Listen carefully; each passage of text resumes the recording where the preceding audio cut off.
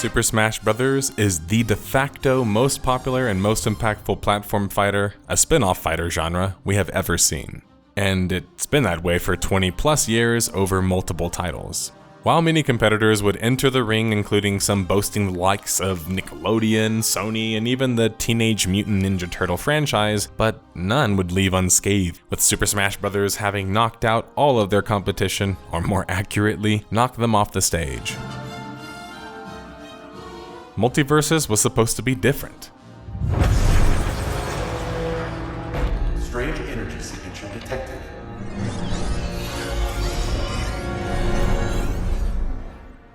Computer, what's my location? Sure, another big player, this time supported by Warner Brothers, entering the scene and boasting all kinds of major IPs and well-known characters, but this time focusing on mechanics and aspects other previous platform fighters hadn't, like rollback netcode, cross-platform play, and a focus on 2 vs 2, the lesser played and known platform fighter mode. A year after its announcement, MultiVersus would be playable in a paid beta in the summer of 2022 before going free-to-play in open beta. However, in under a year's time, MultiVersus would be brought down altogether, with the promise of a future relaunch, which would come a year and a half or so later, May 2024, on multiple platforms. Despite featuring some of the most popular characters in media history, like the Joker, Tom and Jerry, Superman, Wonder Woman, Bugs Bunny, Morty, Finn the Human, Batman, and even LeBron James himself, and many more characters. Time for the main event. Let's get it. MultiVersus upon its relaunch, though, would fare much worse, with its audience who would seem to prefer the first approach more.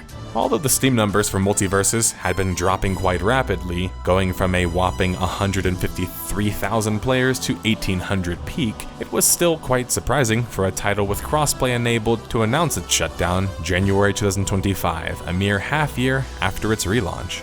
Yeah, you heard that right. MultiVersus wouldn't even last a year upon re-entering the gaming sphere, and it was already on its way out, despite many pleas against this. This would amount to upwards of a whopping $100+ million loss for Warner Brothers, most of which coming from MultiVersus. What went wrong with MultiVersus, a game that had no shortage of reach and connections with such a popular cast of characters and a well-known publisher? What are some of the largest contributing factors to the death of MultiVersus? Literally. We will find out this and more on this episode of Death of a Game, where we cover a fresh case, or corpse, and try to break it down for you guys through the use of a timeline of events and various clues, what the largest contributing factors to the failure of the game was. Pay attention along the way as the evidence unfolds before you, and you might obtain just enough to crack the case yourself on your own. Or we can do it together during the final deduction, every detective's favorite moment in the sun, where we crack the case as a team of detectives for good. And so, what character will you pick for this free-to-play platform fighter, soon to be sunsetted? I'm personally picking LeBron, so I can dunk vertically challenged nerds off of platforms. What about you? The story begins with the rumored development for a new platform fighter, sometime in 2019. Before we dive into things, it should be mentioned, as I was talking about briefly in the intro, that the platform fighter space had been really difficult for new games to break into, let alone other games besides Smash at all. PlayStation All-Stars Battle Royale would fail with the likes of Kratos, Jax, Sly Cooper, and Nathan Drake. Nickelodeon All-Star Brawl had SpongeBob, Patrick, Reptar, and Danny Phantom. And the Teenage Mutant Ninja Turtles Smash-Up had the Teenage Mutant Ninja Turtle Squad. All of these were rated rather middling or poorly, and failed to sell significant copies. Hell, even Smash with their Wii U version flopped relatively, compared to their other games selling nearly the same as their original Smash on the N64. The point being, and it has to be acknowledged, either as a fan or a developer wanting to make a platform fighter game, that you're going to have to compete directly with Smash, or differentiate yourself enough, aka innovate, so you're not given the death of comparison. Fighting off of the strength of just having big IPs and characters wasn't going to be enough for a fighting game, pun intended. So with the stage set, we have the founding of the company behind the very platform fighter we will be covering today. Player First Games was founded in 2019 and was helmed by Tony Hune, a former combat designer on God of War 3, both as the CEO and game director for what would be known as MultiVersus. Seemingly a play on words for multiplayer and versus, and the concept of the multiverse, which was very hip for the time. which kind of seems like a red flag, but I think it's just more of a silly name. Through my analysis though of the development team formed at Player First Games, or PFG, they seem to be quite top-heavy, with their best talent generally being in leadership positions, which was good, except for the design side of things, which seemed to be helmed by former tech bros more than gamer bros with prior work histories at software tech companies and financial companies. While it might seem rude or insensitive of me to evaluate a team based on their history or track record, this isn't a studio working on a small project. This is a studio who managed to secure Warner Bros. Games as a publisher and the multiple IPs involved in MultiVersus, though through a studio that was reportedly quite small. I think Player First Games having more experienced developers and probably just more in general would have helped the project some, especially if more of the staff were specifically fans of fighting games or specifically platform fighter games, which is actually pretty rare. When you don't have the talent though, you have to grow and teach your own. In cases like that, it's almost better to take a platform nerd who also develops video games than some hotshot video game dev who has a big history of working on games. Just boasting devs with long careers in gaming isn't really that relevant. It's like pretending a programmer can learn all modalities equally at the highest level. Not all experiences are really going to be helpful for making a party or competitive fighter game. Not only was MultiVersus going to compete with Smash, whether they wanted to or not, it was trying to appease a pretty die-hard critical crowd of fighting gamers. If they didn't come correct, as they say, people would find the cracks almost immediately. And worse, Smash is loved by casual and hardcore fans, and if MultiVersus misunderstood this, and how and why, they would fall victim to the same failures that other platform fighters did. Before MultiVersus was publicly playable, it would be leaked by a Smash god Hungrybox near the end of October 2021. But HBox wasn't the only one to leak it, with the design docs for the game being reportedly leaked as well, and details being dropped such as the stages and the game controls. Perhaps this was a deliberate leak meant to stoke some excitement, or versus a free-to-play platform fighter November 18th, 2021. MultiVersus would feature 1v1, 2v2, and 4-player free-for-all modes, featuring stages from different character themes. Characters were even announced alongside their voice actors, the biggest being Batman voiced by Kevin Conroy, Shaggy by Matthew Lillard, John DiMaggio playing Jake the Dog, and Arya Stark voiced by Macy Williams. These characters would have unique movesets meant to mimic their personalities and flares as characters. The other big details revealed were that the fact that for the first time, for a major platform fighter, MultiVersus would launch with cross-play and cross-progression, and the fact that the game would be free-to-play, and thus supported by in-game purchases with more details revealed later about what that would be.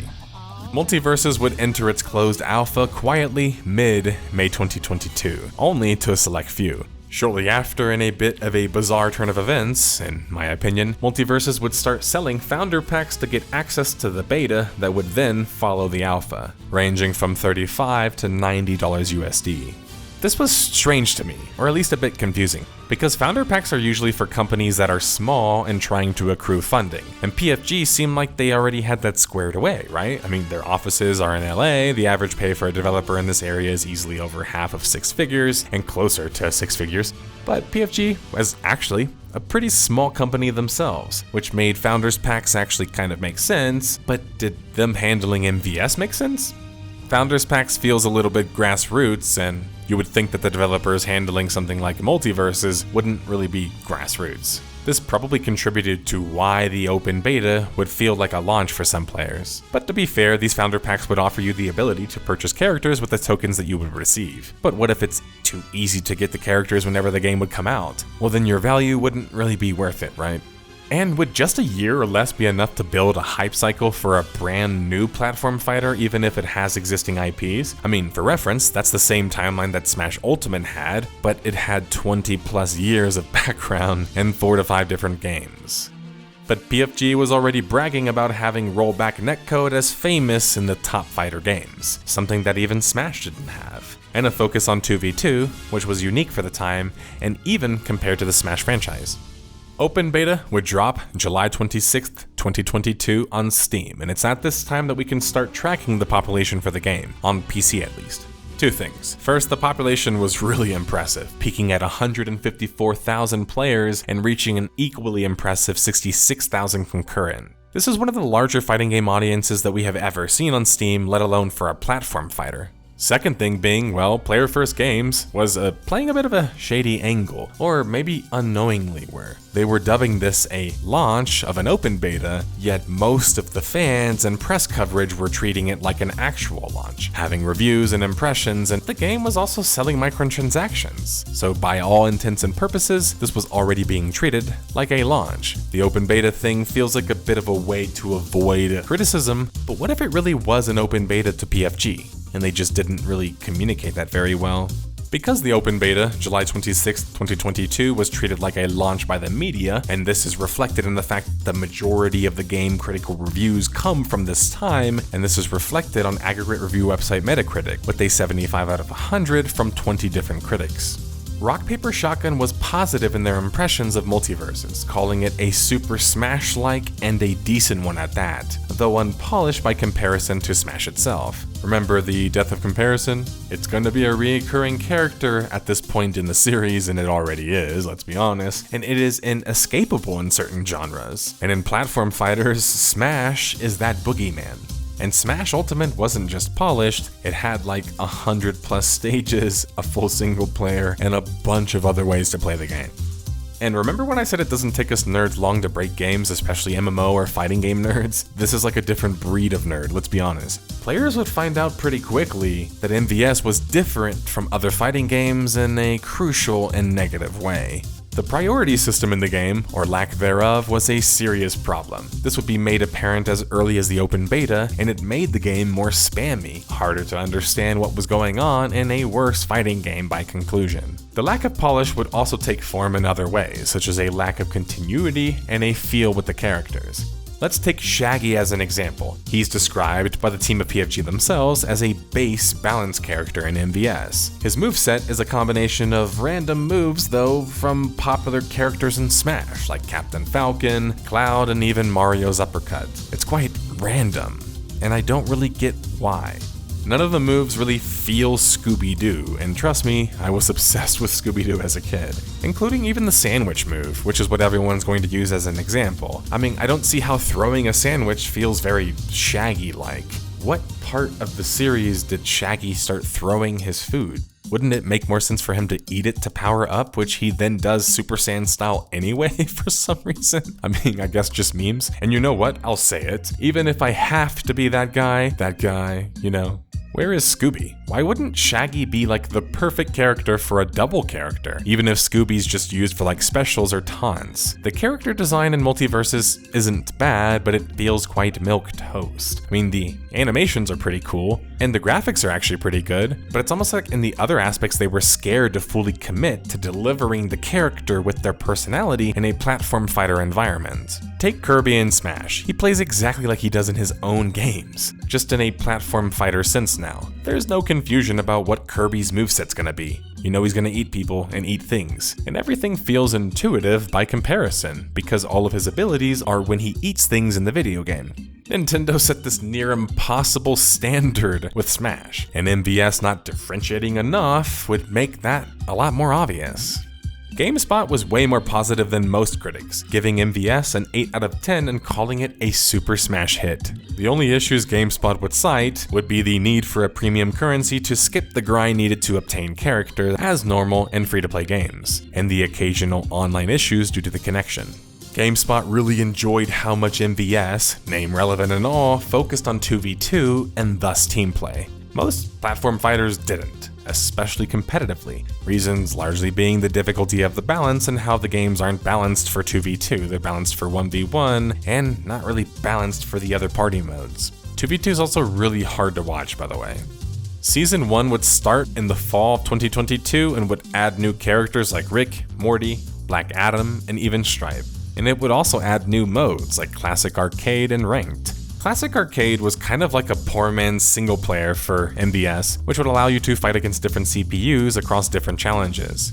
If your alarm bells are going off, that's because, well, Smash had a single player, and it's honestly pretty good, especially Smash Ultimate, which has a very story-focused single player compared to the other Smash games. But Smash single player offers varied challenges, whether in completion with all of the characters, the speed of the completion, not losing a life, so on and so forth. You can even unlock characters in the single player.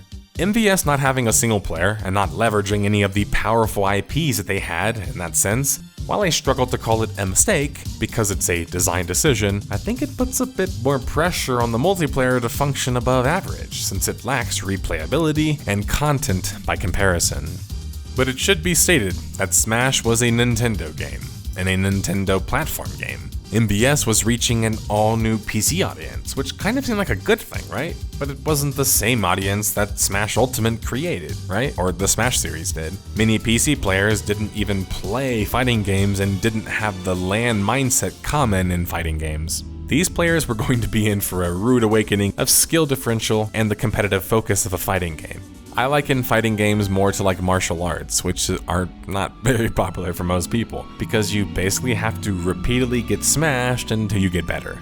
This meant that over time they were always going to burn through their impressive population numbers. The question would be how fast and to what degree they could slow that burn. By Season 1, the peak population already dropped to 41,000 concurrent and 20k, which was 20k less than it started with.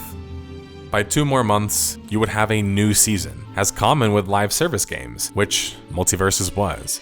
The content would be divided, scraps and all, into these different seasons every couple of months, usually accompanied with new ways to make money. Now, a new character is worthy of an update, but I think Season 2 already was looking pretty light and had all the trappings of being a common live service update, a fluff update, complete with a battle pass and all. And sure, it works, sort of, when people are bought into your game, but MVS was treading uncharted waters. We hadn't seen a live service platform fighter, and not even a platform fighter that didn't release with all the characters, not on PC. I mean, some of the characters were even locked behind the battle pass, which made things worse. This meant that you had to eventually either grind all of them or purchase the characters in MVS, meaning that you couldn't even properly learn certain matchups or characters until you played enough or spent enough money. While this is normal for free-to-play games, it's not for a fighting game that's very competitive and matchup dependent. It makes some people feel like certain characters are going to be a lot more powerful than they probably actually are, which just further leads to frustration and bad experiences. The population was falling off a cliff though, from MultiVersus at only 4,538 players now concurrent. This was 10 times less than just a few months before, and it wasn't content or monetization related entirely, but more so related to the fact that the game was lacking some of the bells and whistles of its competition, and thus the longevity of it, and having severe netcode issues. Netcode issues, the one thing you don't want to hear when you're playing a fighting game.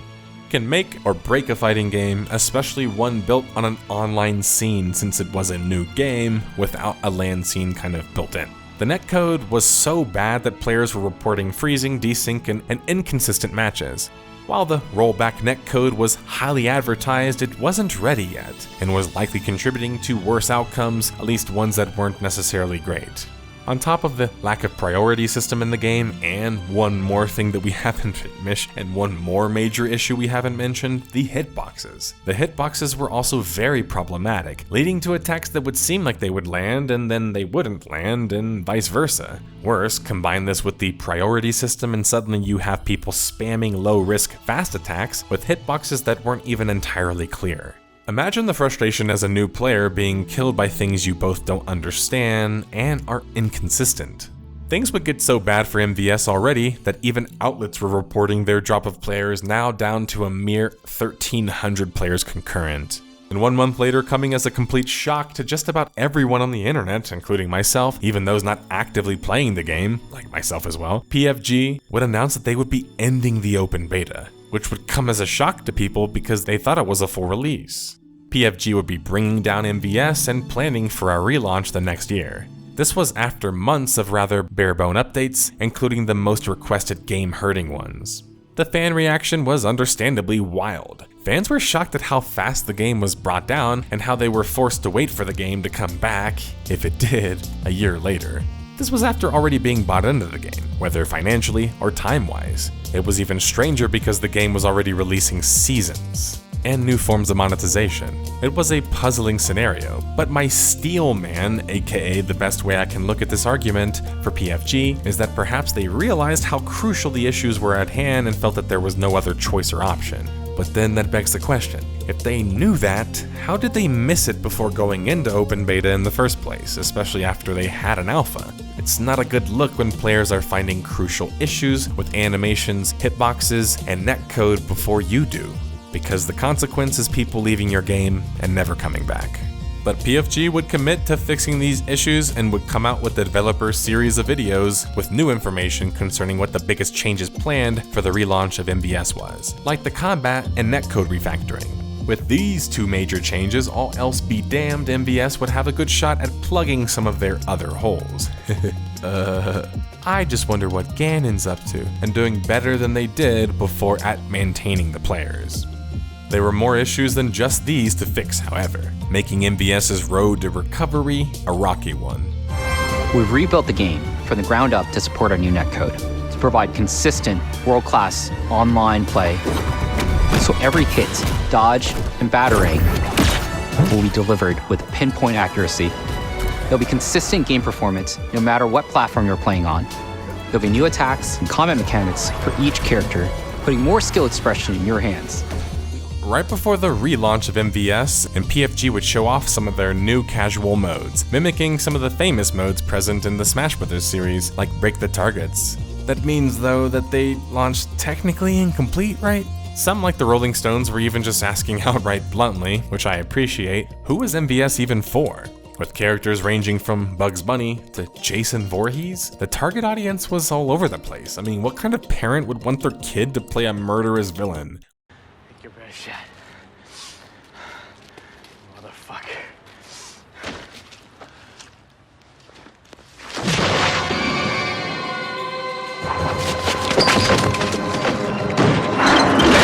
Voorhees isn't Ganon. He doesn't theoretically rule the world and use magic and stuff. He just murders people brutally. It made no sense. And beside Voorhees, we had Arya, another famous murderer turned assassin. Smash Ultimate sold 35 million plus copies, and thus the market for platform fighters was there and massive. But how many of those players were interested in a character like Arya Stark in a cartoony platform fighter? MVS felt like they were just bringing in anyone with name recognition at this point. Meanwhile, at least LeBron was in Space Jam 2, right? If they wanted to be the Warner Brothers 2v2 variant of Smash, why were they adding in things like perks, which would change how your character would play per match? How were they going to compete as a worse fighting game, focusing on 2v2 or not? Because even when you watch the old gameplay for MVS in 2v2, I think it's entertaining, yeah, sure, but you can see all of the mechanical issues in the game. The game's also hard to understand and it looks jank as all hell. So Rolling Stones was right. Who was MVS for? A platform fighter audience that was willing to accept jank, willing to grind characters in a fighting game, and willing to just not play Smash? MVS would relaunch, concerns or not, May 28th, 2024, and numbers would skyrocket back up to 114,000 players, showing the strength of the idea, another platform fighter, and the IPs being used. The early reception, according to IGN, wasn't very positive, however, with fans complaining that it felt like the new game had taken away more features than it added. MVS was being compared to Marvel Rivals, which just launched and shocked the world with a diverse set of Marvel characters, a built-in tourney system, and launching with the competitive mode. The offline roster, meanwhile, in MVS had just been removed from the game, meaning that now you had to purchase or grind for characters to even play them offline. More changes were reported that weren't liked, like the loss of the leaderboard or battle report system, and even removing input and game setting options. Worse, the cheapest cost for the character had been doubled, and characters now would cost $15 to $20 of real-life money per character, and the cheapest bundle bought for $5 doesn't even give you enough to buy a skin, meaning you have to spend $10 for a $5 value at most. The cheapest way to buy the game with all the characters would be $155, with only 5 being included for free at launch and over 30 in total existing. The monetization now was even worse than before, without any added value by comparison. That's likely why within a month, the concurrent player base would drop to half of its initial numbers, because besides just the horrible monetization and progression that was rug pulled into the game, Overwatch 2 style, was the fact that the new gameplay changes weren't being enjoyed. And where to start? They changed a lot of things about MVS, some good, mostly bad. Let's start with the netcode. The netcode, as I keep calling it, so let's just run with it, was highly touted in MVS and bragged about from basically the get-go. And yet it turns out that despite bragging about rollback netcode, MVS wouldn't even really feature it. Instead, they featured something resembling a server-based netcode. This is because most fighting games are peer-to-play, while MVS was based on a server architecture. The rollback netcode was, as some other nerds would put better than me, more like a predictive system affected by latency than actual rollback netcode. So basically there's more guesswork going on, and in my understanding, making for a worse experience. And it feels like a bit of false advertisement. On top of the netcode issues not really being fixed, there were more issues than before, with a slower based combat system now being implemented and replacing the old one, and complaints of the game feeling overly competitive now and yet still unbalanced. Character models were increased in size, which would make the game play very differently. And my guess is that it makes the game easier to watch and the skins are easier to see, but it doesn't really fix the underlying issues that we have been talking about. It's just a band-aid fix for those, and if anything, it makes them look worse by making the game look more lethargic in the process. Quietly after the relaunch, publisher Warner Bros. Games would acquire MultiVersus developer Player First Games June 22, 2024. This is quite common in gaming, even for indie studios when they launch a major game, even if there isn't that much success. That's because canning a company can still be used as a tax write-off, and it makes things a little less messier in a sense. PFG also had likely accepted this acquisition and proposition because they had little choice otherwise, with no other projects on the stove and MVS and WBG being their breadwinners. It's at this point that the peak numbers players-wise would drop to 13,000 players. By the fall of 2024, MVS would introduce new characters such as the Powerpuff Girls and Nubia, as well as new stages meant to highlight these two, but the population would just only continue to shrink. To make matters worse, more competition would come out for MVS, and this time in the form of Rivals of Aether 2. The sequel to the first would launch October 2024, and while it wasn't a smash hit, pun intended, it very likely took some of the core players and win of the sales of MVS, with the populations for the game being rather similar. The only thing being is, well, and this is why I even bring it up in the first place, Rivals was an indie game, self-published, with probably a max few million in their budget. Meanwhile, by comparison, after a report would come out, according to Warner Bros., the parent company of Warner Bros. Games, nearing the end of 2024, they would report $100 million plus loss for Warner Bros. Games regarding MultiVersus, which they would admit would underperform and be the largest contributing factor to this loss. While that doesn't mean that that is the budget size, 100 million, looking at you Concord peeps, but it at least means that it's somewhere in that range, right? A couple dozen million spent, which means having a similar player base to a small indie game is a massive failure. And this is kind of sad, because the truth is, Player First Games is an indie studio. I know, and it feels like I'm letting the cat out of the bag even though I've already said this. They just managed to secure a big, super important contract with a big-time publisher. I mean, I've been told by sources that their development team was like 24 developers. And look, detectives, I won't mince words. While I love rooting for the underdog stories, the Minecrafts, the EVE Onlines, this wasn't just an underdog. They were well in over their head.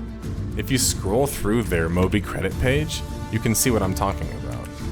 The actual studio is smaller than the art team is, and the actual studio in entirety is smaller than the rest of the team that was working on the game, including the other studios that worked on the game.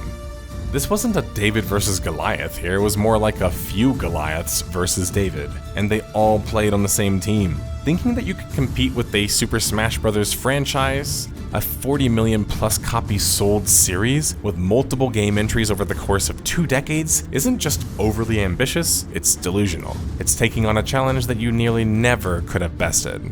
And while we're at it, ever wonder why you hear people talk about the Japanese scene regarding fighting games? No, not just the players, who are very skilled and talented globally, but the vast majority of online fighting games, and fighting games in general, come from Japan. Like 98% of them, and even come from like the same groups of people. This means that the fighting game community has always been a bit tight-chipped regarding talent. You not only have to be a good developer, you have to understand complex, difficult video games that are also played and designed for casual players. MVS didn't have access to any of those developers, and were trying to compete with all of the best fighting game devs in the world with way more money and support. Dare I say, MVS was kind of always doomed. This was clear to those observing or playing the game now especially, with the peak player count as low as 2,600 players. You have to feel for PFG, at least a little bit. I mean, imagine how overwhelmed they would feel, but that's the business of competition. 4 seasons later, custom lobbies would be finally added to the game alongside a new arena mode, which was basically like a roguelite mode. This wasn't just a standard live service seasonal update though. PFG would actually bring out the big guns. They would promise speeding the game up in the form of an introduction of a short hop, which is the ability to jump with a short hop without having to perfect your long hop at the very bottom part of the jump, faster run speeds, and faster falls. The hit and hurt boxes were also reportedly being reworked, and new characters no longer were being stuck behind the battle pass, and there was an introduction of a $50 character pass, which would allow you to get all of the characters. But then something just kind of like, I can't shake it from my mind, it keeps awakening. These all felt like pre-launch changes. There, I said it. Yeah, wanted, needed even, but why couldn't these have changed the first time the game relaunched? You can get all of the feedback in the world, but it's genuinely difficult to parse through feedback for a competitive video game, let alone like a YouTube channel like mine. And that's because criticism, especially for video games, isn't very good, and a lot of it is self-serving. But that's your job as a developer, and in my case, a content creator. There's no sympathy. We have to be able to sift through that stuff to find the good stuff, right? Even if it sucks, there's a lot of the other stuff. The $50 bundle thing's also frustrating for me because it screams a lack of market research, when they could have seen MOBAs like Smite, who had already been using it for like a decade plus. I think MVS launching with this could have really helped the perception of the game feeling kind of like pay to win or overly free to play, and it wouldn't have likely made them have to go so hard on progression on microtransactions. But launching without fixed hitboxes and hurtboxes, it's hard to come back from that, especially when there's so much money on the line. One final thing I want to cover about MultiVersus, and frankly speaking, other platform fighters, is that sometimes there's a misunderstanding of what makes Smash so special. Smash was never made for competition, and arguably, the most recent one, Smash Ultimate, is the most made for competition. But how did they go about doing that? Well, let's start with how Smash accidentally became a competitive hit. That's because Smash would have mechanics that would become famous and synonymous with almost all platform fighters that were largely created and propagated by accident. Wave dashing, animation canceling, DI, and more. This would especially be prevalent in games like Smash Melee. Smash Ultimate would take inspiration from this, but instead of just making the game as fast as Melee was, or as fast as it was with the glitches, they would build it for a casual audience first, and yet add plenty of the same competitive aspects people loved about the franchise, all the while making it more approachable, with one-button presses and more casual characters, which MVS would kind of start adding later on. That means that the game was basically made for 2 audiences. Even Melee, the most competitive Smash, was a hit casual game. I even played it at lockdowns at like clubhouses, boys and girls clubs and shit. MultiVersus needed to appeal to casual players first and foremost. That's the magic of Smash after all, and crossover audiences. Difficult or not, Smash is relatively casual as a competitive fighting game too, lacking many of the higher level concepts present in other fighting games, making it more approachable. MVS felt like it was trying too hard to be a competitive game, despite having a cast of goofy characters and looking like it was a lot more casual than it was. I mean, you could barely even change the settings in the lobby, and it had like a quarter of the maps of Ultimate.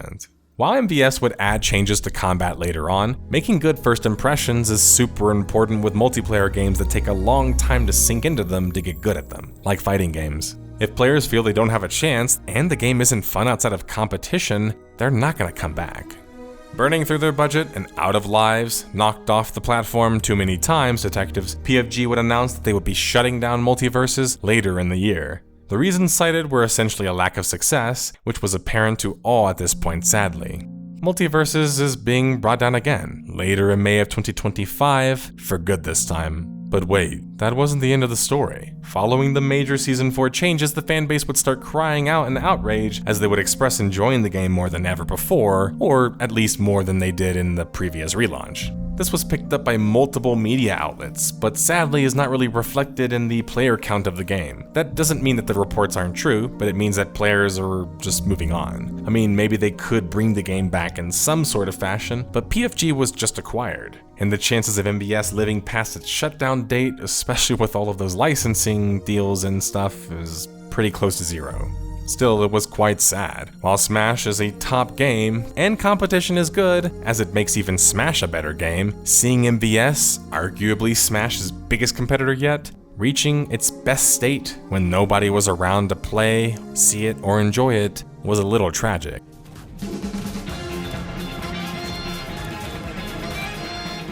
You hear the music? That means that the timeline has terminated and we have gathered more than enough clues to complete this case for good. With MultiVersus targeted for a shutdown in a few months, as of the launch of this video, its fate is all but sealed. In case you missed any of the clues along the way, well, detectives, why did MultiVersus die? It was improperly sold and marketed. It had a lack of core features like the single player. It had poor netcode, hit, and hurt boxes. It was a free-to-play game with expensive micros and lengthy progression.